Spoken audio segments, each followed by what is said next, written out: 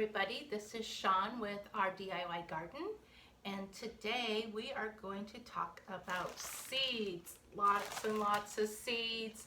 I know that if you're up north, you're probably still ordering your seeds, and I just want to encourage you to get those orders placed as quickly as possible because again, we don't know what the gardening year will bring this year, but I've already seen that there are a couple of seed companies that are kind of just stop taking orders already. So if you don't have what you want, I would encourage you to find that quickly because you don't know how long the supply is going to last. But welcome to what I affectionately call my grow room. It's AKA the spare bedroom with the bed taken out and the tables put up. And this will become a very, very full room by the time March rolls around, which is the middle of March is when I can start putting out my plants. I am in zone 8A, and so we've already had our first couple of frosts out in the gardens already. I have, and in the fall I planted carrots, beets, cucumbers, peas, and onions. And I've also planted my garlic out there. So right now, actually tonight we're gonna have to go cover it because it's supposed to get down in the low 30s. So they're used to the nicer temps, so we'll go cover those plants. But I need to get busy and get some seeds going for planting my spring plants. And what I'm gonna focus on are the cool weather plants. So I'm going to be planting cabbage, and planting's the wrong word. What we're going to be doing today is sprouting. I'm a big sprout believer. I think that some of the packets of seeds that I have are really old. They were kind of put away, and I found them and got them. And so I never know what's going to sprout, and I'd rather sprout them and see if they're going to grow than to put them in some dirt and you know, wonder if they're going to come up. But so we're going to do some cold weather seeds today.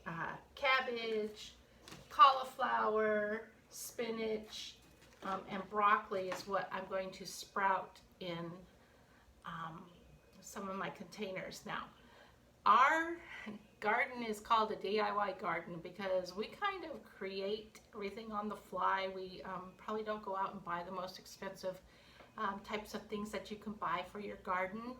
And that, if anybody knows what this is, it's a Swiffer, a wet Swiffer container. And this is what I do my sprouting in. It works great. It has a lid so I can block in the humidity. And then inside it has these ridges, which is really great because I put the seeds when I first put them in, I'll put them up here on top. I actually put a paper towel in here, put the seeds up here, cover it, and then put some water over it. And then I'll put the top on it. And in 3 to 7 days, I should see sprouts from what I'm going to be sprouting today. A couple of things I do is because I use more than one, so I number them. This is number 1, and I say front and back. And I have more than just these, but these are what I'll start with. And the reason I do that is because I have my garden journal, and nothing's written on it yet. This will be my first seed sprouting for the coming year, but this is my old faithful. This is my garden journal. She's not very pretty or anything. I should probably put pictures on her, but I don't do much. So this was last year's journal, and while it's in a 3-ring binder right now, I don't put it in a 3-ring binder until winter time because this thing goes everywhere, and if I had loose pages or something, I would lose everything. So I just leave it in the notebook form until I'm ready to sit down for the winter and kind of read through it, and then I put in my little, my little flaps for the different months, and it's really helpful to be able to see, oh, what did I do in January, or what did I do in March, you know. So this is my garden journal, and I really encourage everyone to have one of these. I probably am most active in it from January to March, and by the time I get the plants outside, I forget to write it down, and you know, when it gets crazy, it gets crazy, and I lose all space of time to write in it. So we also have set up, let me see if I can move you, grow lights. My husband built this, and this is my seed starting station right here where we are. And after I get everything planted, I'll put the lights down lower and I'll turn the lights on, and I want you to see the glow that you're going to see for the rest of the year. And it's a pink glow, so my granddaughter calls it the pink room. And it can kind of get hard on the eyes, but that's the lights I bought, so that's the lights I'll use until I can buy more, you know, when these go out.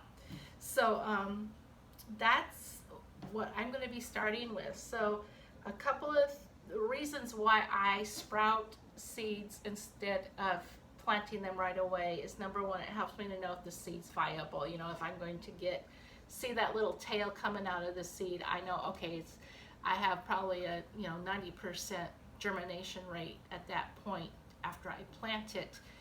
But there have been times that I've had, it sprout and I've planted it and nothing came of it. But this really helps my germination rate to be higher. And then it's easier to transplant a germinated seed. You just poke it in the little hole. I have that all set up down there because within a week I'm going to be planting the seeds that I'm going to be starting this week.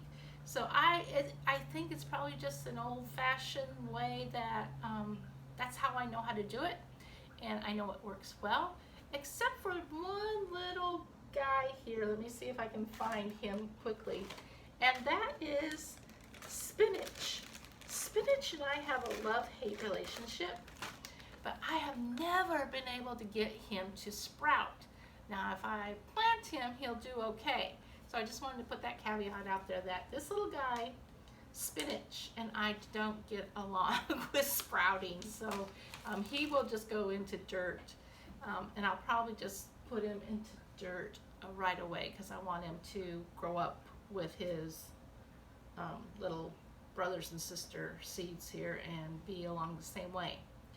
Now, something that I do different with all lettuces is we have a hydroponic system, and so I grow all my lettuces, and I probably got about 6 different lettuces here. I have watercress. I have something that I don't care for any other way except for through the hydroponics is kale. I'll tell you a secret. I hate kale, and my husband hates it even more than I do, but I can trick him into getting this into a salad when it's young, and it tastes good that way. But if I grow it outside, we just don't like it and we won't eat it. But if I put it in my hydroponic system, we'll eat kale. So these are just all the different things that we'll put into the hydroponic system, and that will probably be my next video because I still even sprout these, and the way I do it is different and use different techniques, but it works wonders for us, and I get a good return on the germination doing it that way. So let me show you how I go ahead and sprout. Now, I showed you that these have a front and a back and the number on them, and that is for me because I record everything in my notebook, and so I can say January 8th I planted 5 broccoli seeds in number 1 front row.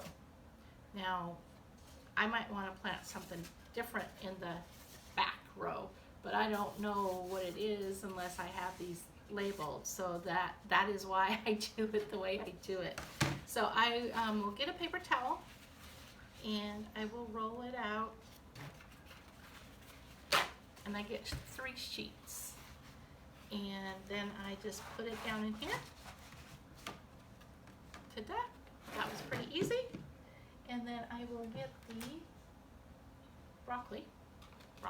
And the reason we're doing broccoli, cauliflower, and cabbage is because they're cool weather crops. Now I'm in 8A, and cool weather ends for me around, you know, May. So I need to get these going right away so I can get a crop of these before warm weather hits. Now I don't have out any heat mats. I don't need them because they're a cool weather crop.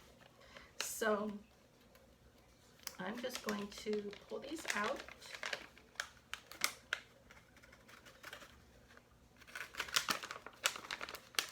And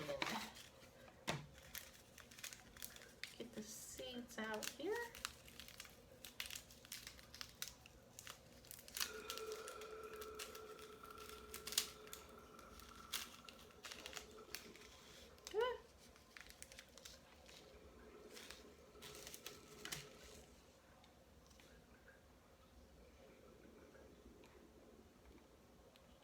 And I'm just dropping them in. I'm going to have a mess here. I'm going to put it in the lid. That way I can take my time when I'm not talking with you people about this and put them away neatly. And then I will just cover it with the top of the paper towel. And then we will wet the towel.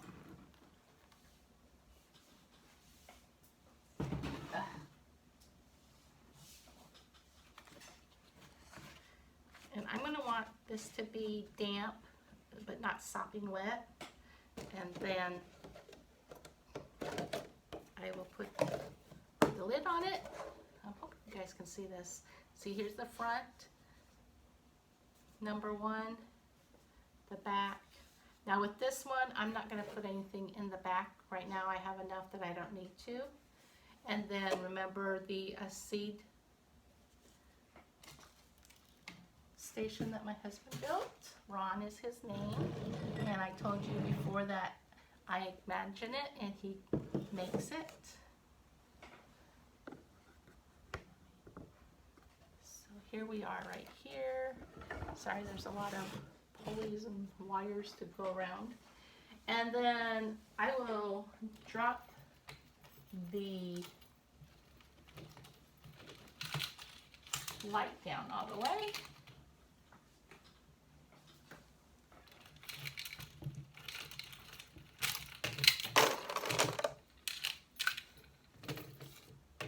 And the beautiful thing about this is I can control it from the chair and reach it too. Get ready for pink because it will turn pink with the light turns on, and ta-da. So from now on until March, this will be going. It goes from here to once it sprouts, I'll then put it in dirt, which will take it to the next table, and we'll go from there. So that's how I sprout seeds and start them. I encourage you guys to hurry up and do the same. Drop me some videos or drop me some comments. Let me know where you are in your garden 2021. Talk to you guys later. This is Shawn at Our DIY Gardens. Bye.